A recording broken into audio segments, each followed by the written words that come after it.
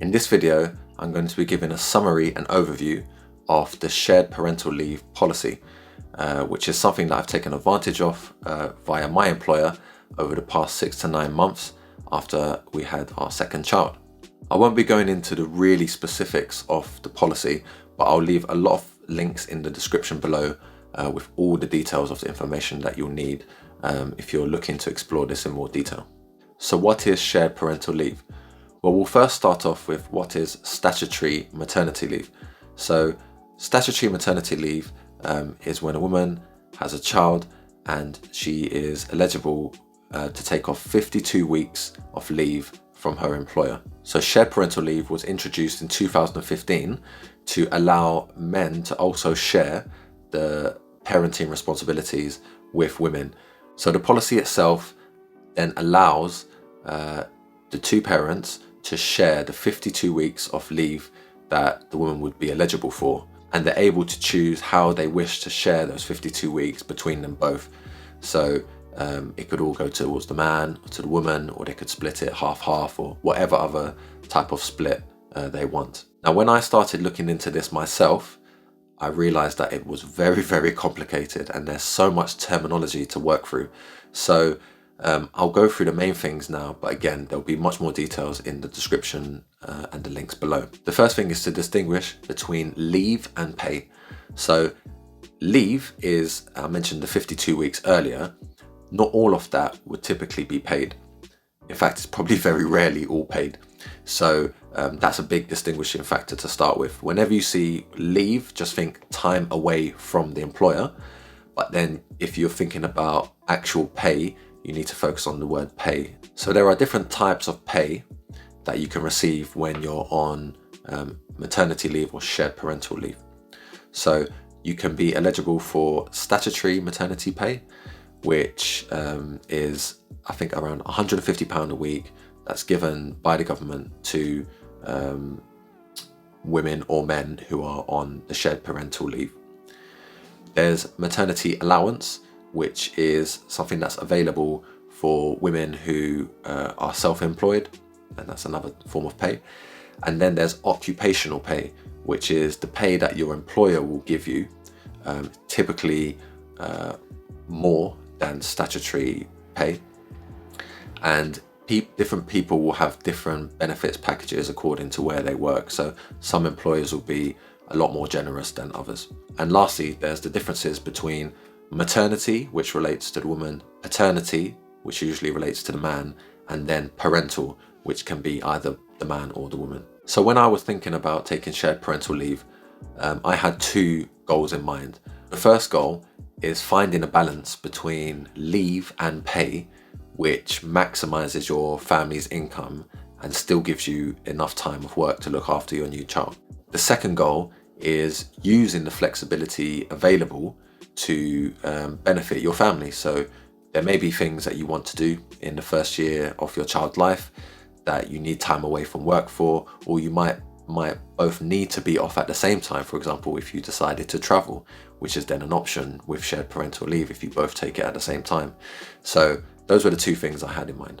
There are eligibility criteria for shared parental leave, and both the mother and the father have to be eligible for it to work. I won't go through the exact details, but essentially what it is that you need to have been working for your employers for a certain amount of time or be self-employed, and you have to have earned over a certain amount for a certain period of time before the baby's born. So again, you can look at the description for more details. If you are both eligible, what it means then is that you can decide how you split 52 weeks of parental leave between you both.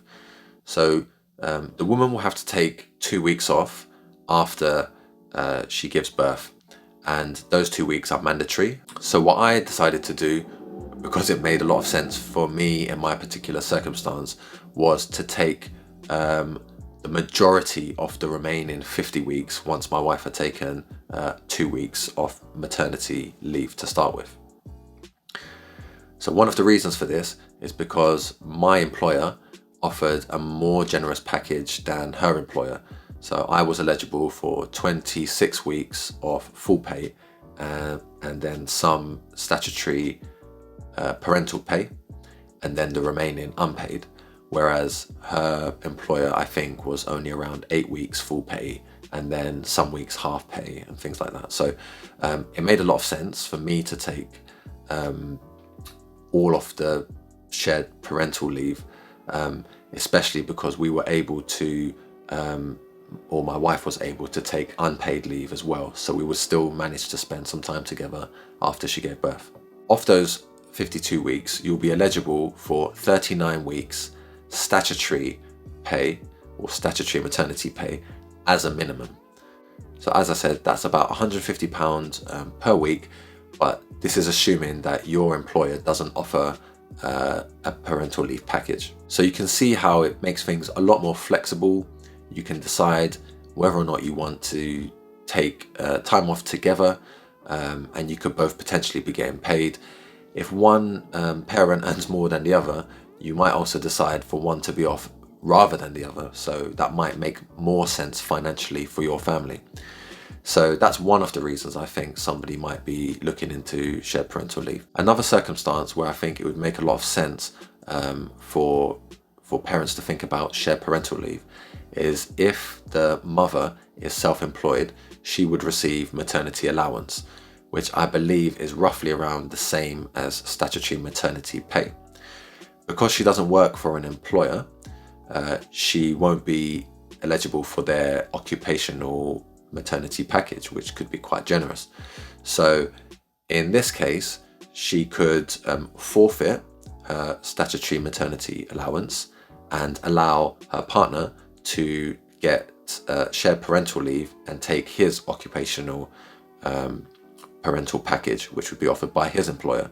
Another circumstance is where one parent's job is more flexible than the other in terms of taking unpaid leave.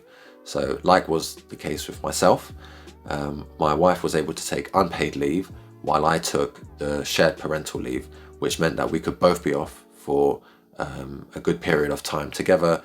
There are a few things to consider when taking shared parental leave. So one of them is that if you both take a good period of time off together at the start after you've given birth to your child, then just say you both split the 52 weeks equally, then around 6 months time, you're both going to be having to go back to work, and you'll run into childcare issues then, because you have to decide whether or not you put your child at 6 months into childcare, which might not be an issue for some people, but might be an issue for others. Being away from work for extended periods of time, as I've found, is actually quite challenging. And I've been doing things to keep up my skills, including creating videos and blogging and developing and things like that. But I can see how spending a lot of time away from work would deteriorate your skills, and you'd be a bit rusty, if I'm being honest. So a lot of employers, and I think this might be statutory as well, which means this might be mandatory for employers, is to offer keep in touch days. They're called kit days, where you can go back for a week or two and it would be paid, and you can work just to keep your skills up to date, especially in some professions where it's probably more important to keep your skills up to date, like working in hospitals, for example. You can combine shared parental leave with annual leave. So while you take time off for parental leave, your annual leave should still be accruing. So you can also use a bit of both if you want, if it made things a bit more flexible and allowed you to extend your parental leave periods for whatever reason. Lastly, technically, if you've been away for more than 26 weeks on parental leave, then your employer doesn't have to offer you the exact same role when you return, but it has to be an equivalent role at the same grade. That just might be something to consider. Of course, a lot of employers will be more flexible than that, and they'll find cover for the whole of the maternity period of 52 weeks. But if it's less than 26 weeks, you don't have anything to worry about. You're guaranteed to get your same role, and you could raise that if there was any issues. So one of the main reasons why I made this video is because I've really enjoyed my time on shared parental leave. I've I have no regrets in taking shared parental leave. I've learned so much from being around and helping to raise my second child. It's really given me an opportunity to step back and think about where my career is heading, the types of things I want to do. And it led me down the path of starting the Education Journey channel and my blog. And I've really enjoyed doing that. And it's something I want to pursue and continue to do in the future when I go back to work. So these are the benefits that you can get from taking some time off, even if it's on parental leave. It's one job to another, but there are times during the day where you do get a bit of lone time to think about things which you might not even get in your day job if it's just full on 9 to 5. That was my experience of shared parental leave. It can be really difficult to navigate all the terminology, all the different things related to this policy. So if you have any questions, just drop them in the comments below. I'll try my best to answer them or point you towards resources that can do a better job than myself in explaining all the details. If you have taken shared parental leave yourself, why don't you drop a comment below? Tell us what your experience was of shared parental leave. Did you enjoy it? Did you benefit from it? And would you recommend it to others? Cool. Okay, well, thumbs up if you like this one, and I'll catch you in the next one. Bye.